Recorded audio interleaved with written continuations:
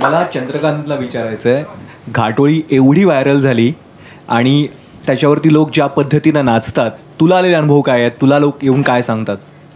आता तर सगळ्यांचंच भाग्य आहे, पण अख्ख्यानं सगळ्यात भारी कोणाचं झालं असेल तर माझं म्हणजे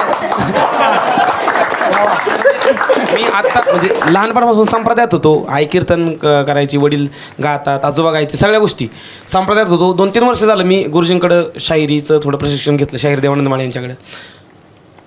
पण शाहीर म्हणून एक मुख्यतः ओळख मिळाली अख्ख्या महाराष्ट्र नव्हे तर महाराष्ट्राच्या बाहेर. तर आपल्या घाटोळीमुळं, आख्यानामुळं खरंच हर्ष विजय माझ्यासाठी देव आहेत. त्यांनी काही सांगू द्या, ते मी करायला तयार आहे आता. आणि मी किती असं त्यांना वाटलं नाही, डोक्यात हवा चालली बरं का. आज सकाळचाच किस्सा, मला 10 मिनिटं उशीर झाला. कारण तुला डोक्याचा भाग आहे का हर्ष दादा, लवकर यायचं कळतं का नाही.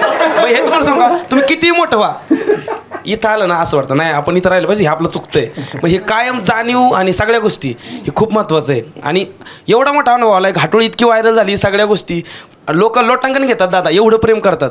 आता मागच्या वेळेसच मी येत होतो गाडीतून, मी साधा आपलं नाईट पॅन्ट टी शर्ट घातलं होतं, गाडीतून उतरलो, पेट्रोल पंपावर एक मुलगा आला, दादा एक सेल्फी. एक लोक कलाकाराला अजून काय पाहिजे सांगा तुम्ही. आणि मूळतः घाटोळीला खूप जास्त प्रेम दिलं दादा. लोक बघा आता घाटोळी चालू झाली, स्वराज्याचं त्वरण असं ओरडायला सुरुवात करतात की अरे मला आगाव काढत होतं, काय चाललंय एवढं. माझ्यासाठी खरंच उजळले भाग्य, अवघी चिंता वारली की एका मुलाचं. ह्याच्या आधी 50 गाणी रेकॉर्ड झाली असतील, सगळं झालं असेल, पण घाटोळीने एवढं दादा मोठं केलं की एका तुम्हाला सांगू का,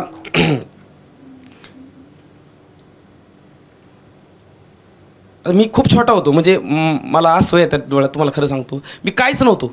मला एक वेळ अशी होती की मला कात्रजवरून, मी आता कात्रजला राहतो, कात्रजून आंबेगावला जायला 20 रुपये खिशात नसायचे हो. हां, आता लोक सांगतात अहो शाहीर 2 लाख रुपये घ्या पण आमची तर या. अजून काय पाहिजे हो, काय पाहिजे अजून. एवढं मोठं भाग्य माझं खरं. धन्यवाद.